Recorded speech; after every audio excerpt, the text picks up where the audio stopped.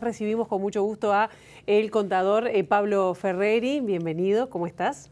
Muy bien, un placer estar aquí contigo y un saludo a toda la audiencia. Bien, realmente el gusto es nuestro, ¿no? Ferreri, vamos a recordar, fuiste subsecretario de Economía y Finanzas en el último gobierno del Frente Amplio, también director general de rentas, ¿no? Sí, entre otras cosas, entre otras 2010, cosas. 2014, y hoy acompañas la candidatura de Daniel Martínez en esta disputa, en esta competencia de cara al 27 de septiembre. ¿Cómo vienen la campaña en estos días que, bueno, en este contexto de pandemia, ahora sí, recta final? Sí, bueno, con un ritmo frenético, nos cruzamos sobre todo con los tres candidatos del Frente Amplio de actividades que son comunes, que van de un lado al otro. La recta final, por suerte una competencia interna, donde lo único seguro, y eso para nosotros es muy importante, es que va a ganar el Frente Amplio. Nosotros vemos claramente, las encuestas marcan una distancia muy grande con la candidata de la coalición opositora, Laura Raffo. Los números están totalmente por fuera del margen de error, las distancias, y para nosotros, para los tres equipos de los tres candidatos, contribuir a la victoria del Frente Amplio, pues estamos convencidos de que es el mejor proyecto político, es algo muy gratificante, muy reconfortante. Y bueno, luego las encuestas marcan un escenario muy competitivo dentro del Frente Amplio, y es bueno que la ciudadanía en su conjunto tenga claro que la elección del futuro intendente ocurre dentro del Frente Amplio, ¿no? Claro, justamente iba a abordar un poquito más adelante todo lo que tiene que ver con las encuestas, pero varían también en la distancia que tienen desde el Frente Amplio con la coalición de gobierno o la representante, ¿no? Raffo, pero hay una tendencia, en este caso los que salieron a las últimas horas, todas indican que ha descendido la adhesión, la intención de voto a Martínez. ¿Cuál es la lectura que ustedes hacen como equipo, teniendo en cuenta además que sí ha sido bien valorada la gestión de Martínez en la administración municipal, departamental? Sí, las encuestas son un insumo de campaña. Como te decía, están todas mostrando un escenario competitivo dentro del Frente Amplio. Las distancias dentro del Frente Amplio sí están todas dentro de los márgenes de error.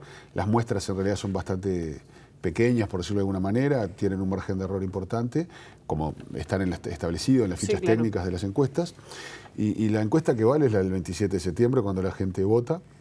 Nosotros creemos, estamos convencidos que tenemos el candidato con más experiencia. Obviamente fue intendente con una gestión altísimamente valorada por la ciudadanía, y un equipo que lo acompaña, que para un momento tan complejo, con una relación con el gobierno nacional que estamos viendo, es público y notorio que puede tener complicaciones, como lo que está ocurriendo con la unidad agroalimentaria, la solvencia y la experiencia de gestión exitosa de Daniel creemos que es un diferencial importante. Y bueno, estamos con mucha confianza y con mucha alegría participando de esta campaña, que viene a cerrar un ciclo electoral que se estiró, producto de la pandemia, pero bueno, siempre es lindo. El contacto y el mano a mano con la gente que se da en la campaña también te llena de energía, así que todo bien. ¿Cuáles son los reclamos que le hacen, por ejemplo, cuando salen a recorrer los barrios? Bueno, son realidades quizá porque heterogéneas. Es bien diferente, porque en el caso de Martínez fue intendente.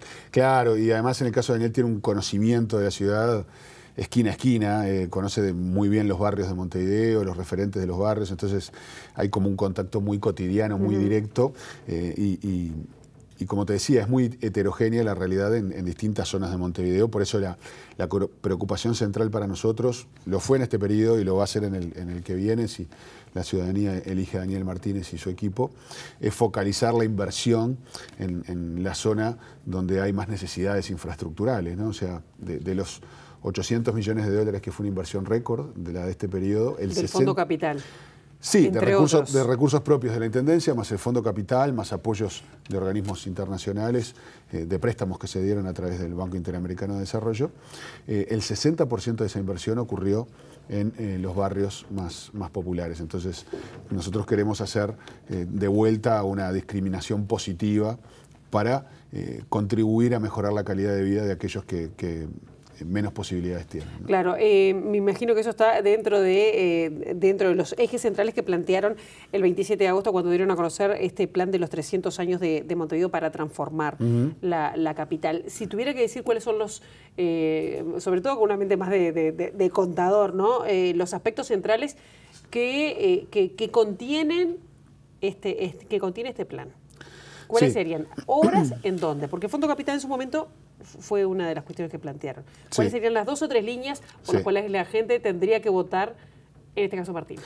Sí, antes de ir a las obras en particular, hay 3 o 4, tenemos una agenda de 8 puntos, donde se desarrollan distintas temáticas, pero por mencionar algunas, una agenda verde y medioambiental muy potente, luego una agenda de innovación y fomentar el emprendedurismo y la generación de empleo en Montevideo. El empleo es una preocupación central de los uruguayos, los recortes salariales que están en las pautas salariales emitidas por el Gobierno Nacional y las bajas de las pasividades que van atadas a los salarios van a generar problemas de empleo adicionales a los que ya tenemos. Por lo tanto, fomentar el empleo para nosotros es central.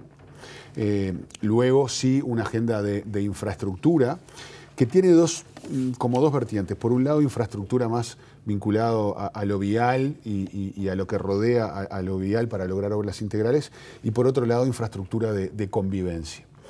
Por mencionar simplemente algunas de las obras viales, nosotros queremos que en el caso del Cerro de Montevideo, ahí queremos hacer un plan integral que tenga una segunda etapa de lo que se hizo en la Rambla del Cerro con la construcción del Parque Débora Céspedes, hacer una segunda etapa allí para ir avanzando en un plan que debería tener 3 etapas porque es muy oneroso, avanzar en la segunda, colaborar con la mejora del Parque Vaz Ferreira en todo lo que tiene que ver con equipamiento e iluminación, el Parque 7 hectáreas de Casabó y luego calles internas del Cerro que al día de hoy necesitan una puesta a punto. Eso en el oeste de Montevideo. ¿Y eso con qué recursos? Nosotros hicimos un plan ambicioso, pero posible, con la mira en el horizonte, pero los pies en la tierra. Hicimos un plan de 250 millones de dólares de inversión, que estimamos que es lo que puede financiar la Intendencia con recursos propios, sin necesidad de tomar préstamos con organismos internacionales, para lo cual requeriría de aprobación del Gobierno Nacional, ni generando un Fondo Capital 2, por ejemplo, que requeriría mayorías especiales. Es decir, esto que nosotros proponemos no es una obra única, no es una obra faraónica única, sino que son muchas obras desparramadas en el territorio donde más se necesita y financiable con recursos propios, es decir, está blindada más allá de los vaivenes políticos. Quiere decir que ya cuentan con que, por ejemplo, los casi 100, no 100 le correspondían a Montevideo de transferencias que el gobierno central de alguna manera aportaba en el fondo metropolitano. Sí, eran 100 millones de dólares. Eso ya no lo cuentan en esto. Bueno, de hecho el Gobierno Nacional le ha quitado, le ha retaseado recursos a los montevideanos. Que era una compensación de las asimetrías de las transferencias a las intendencias. De los fondos que se reparten en el Congreso de Intendentes, aproximadamente el 25% deberían ser destinados a Montevideo, por población, índices de pobreza y demás. Solamente el 12% se le entrega a los montevideanos. Por lo tanto, en el periodo pasado, para compensar esa diferencia, se otorgó una partida adicional de 100 millones de dólares. Es decir, no quitarle a las otras intendencias y se le da una partida adicional de 100 a Montevideo y de 20 millones a Canelones. El gobierno anunció que para adelante no se dará esa partida y además de los 100 del periodo pasado había pendiente aproximadamente unos 30 millones que tampoco se dieron. Por lo tanto, nosotros hicimos, como te decía, este plan que está más allá de los vaivenes políticos.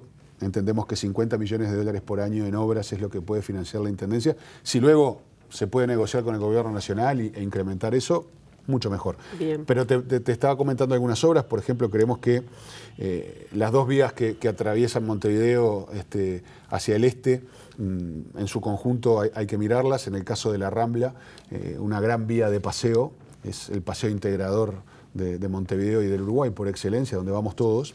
Ahí hay que recapar la Rambla, darle equipamiento urbano, hacer intervenciones puntuales como en el faro de Punta Carretas, por ejemplo, pero desde la Escollera Sarandí hasta el puente del Arroyo Carrasco creemos que hay que hacer una intervención integral, pero esa obra es para que sea una vía de paseo, la vía rápida de salida y entrada a Montevideo tiene que ser Avenida Italia, y por eso proponemos construir el tercer carril en la parte que está faltando entre Bolivia y Barradas. Ahí hay una parte que todavía le falta el tercer carril, y creemos que por lo tanto es bueno poder avanzar también allí.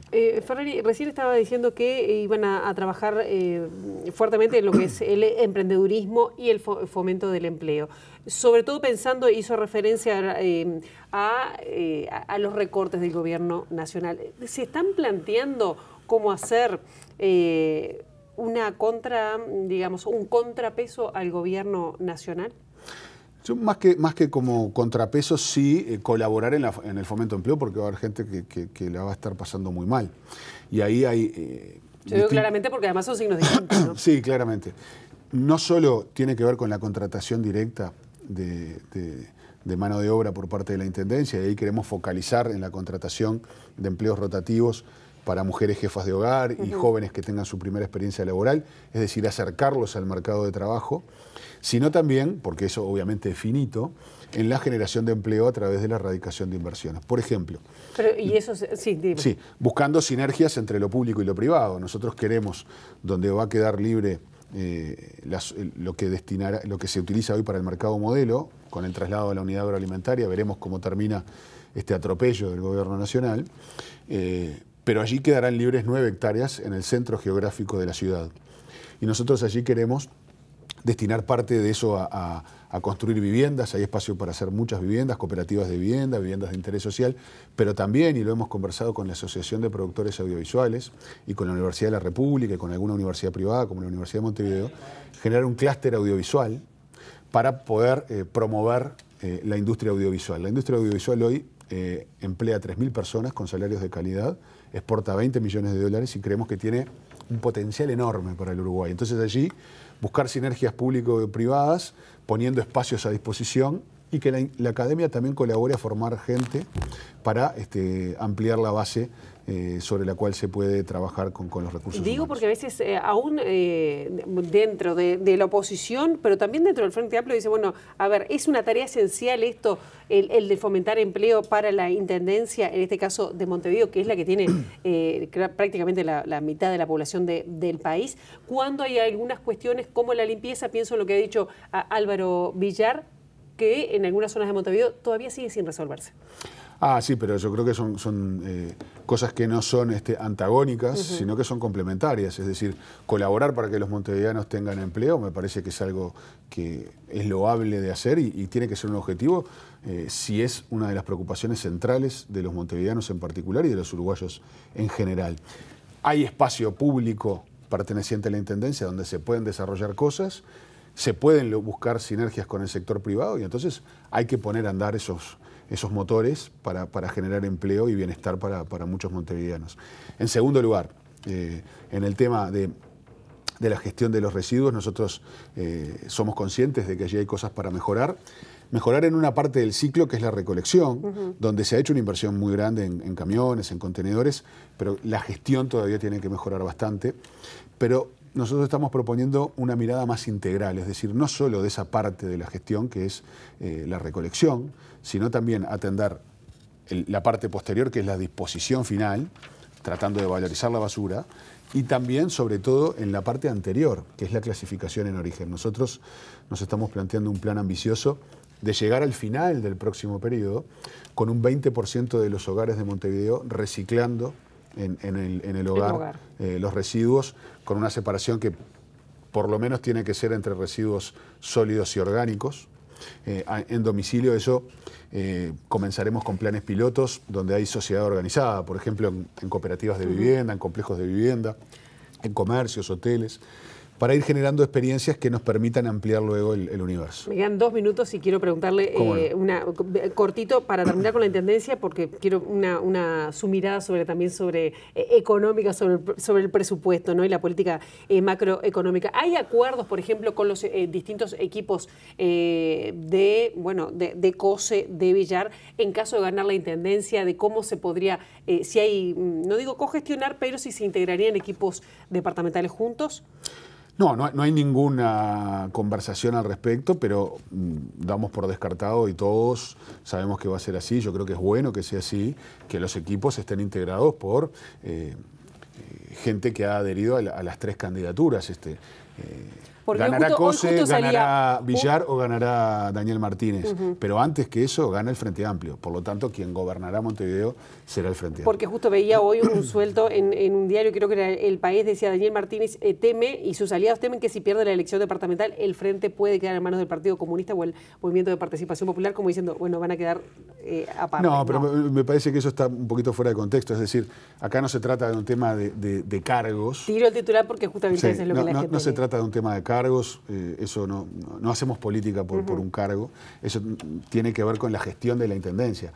A lo que se refiere Daniel, y que yo creo lo mismo, y esto no es una ofensa a nadie, que es bueno que en el Frente Amplio, que siempre se ha caracterizado por los consensos, por la unidad en la diversidad, las distintas miradas, las distintas sensibilidades tengan un relativo equilibrio para poder construir de buena manera esos consensos. Es más una concepción política que una preocupación por cargos. Descarto lo último y sí creo que, como ha ocurrido siempre en el Frente Amplio, es bueno que haya equilibrios entre visiones que no son antagónicas, sino que son complementarias, y todas tan importantes unas como las otras. ¿Y qué cargo le gustaría ocupar o qué haría? ¿Sería economía, si en el caso de recursos financieros, en caso de ganar la Intendencia Martínez? No, realmente no hemos hablado de eso, veremos. ¿Secretaría General? No, veremos. Bien, ya tenemos que ir cerrando, pero bueno, hace 6 meses era subsecretario de Economía. ¿Cómo evalúa hasta el momento la gestión de la ministra Susana Arbeleche, el director de la OPP Isaac Alfi, con este presupuesto que se está estudiando en el Parlamento? Con mucha preocupación. Con mucha preocupación porque teníamos previo al COVID una situación internacional, tanto global como regional, de una economía enlentecida. Las proyecciones de crecimiento, tanto a nivel global como regional, eran a la baja permanentemente, que se iban ajustando. A nivel regional, un incendio de la economía argentina, Brasil hace una década que no crece, y Uruguay en ese contexto fue navegando gracias a las fortalezas que tiene en ese mar embravecido, pero obviamente con un enlentecimiento de su economía, un enfriamiento importante de su economía. Vino el COVID, generó una crisis sanitaria primero, pero luego económica y social a nivel global. Uruguay no escapó de eso. Hubo un muy buen manejo del gobierno que se apoyó en condiciones preexistentes de un sistema de salud, infraestructura digital y estado de bienestar construido durante décadas en Uruguay, pero creo que la gestión en materia económica y de apoyar a quienes más lo necesitaban ante el drama social se ha quedado corto el gobierno en eso. Y a esa recesión que genera esta crisis económica provocada por el COVID, el gobierno la fortalece los rasgos recesivos con las medidas de política pública que ha tomado. Ha tomado medidas de política pública donde se recorta el presupuesto del Estado, ha recortado un 15%, antes de la pandemia incluso ha recortado a través de un decreto el 15% de los gastos de funcionamiento de la Administración Central y exhortó a hacer lo mismo a las empresas públicas. ¿Y si había menos plata no era el sentido de recortar? Pregunto. Bueno, pero primero vamos al efecto. El efecto recesivo del recorte del presupuesto público, pautas salariales que implican pérdida del salario real del sector privado, pérdida del salario real del sector público y pérdida de poder de compra de las pasividades, porque están indexadas al índice medio de salarios. Menos salario, menos gasto público, menos pasividades, una temporada turística que va a ser muy mala por la crisis regional y además por el COVID. Todo eso genera un efecto recesivo importante, reitero, no solo por el COVID, sino por las medidas de política pública. En una crisis humanitaria, como la que se genera por el COVID, lo fiscal debe quedar momentáneamente de lado. Eso ha ocurrido en los países centrales, pero no nos comparemos con Estados Unidos, Alemania, Francia, miremos a América Latina. Uruguay ha gastado en esta pandemia menos de la cuarta parte del promedio de lo que ha gastado América Latina. Bien, por más que se enoje el presidente y no le gusten las estadísticas oficiales de la CEPAL. Pablo Ferreri, muchísimas gracias por estos minutos. Temas quedaron y muchos, pero bueno, no faltará oportunidad. Gracias. Muchas gracias.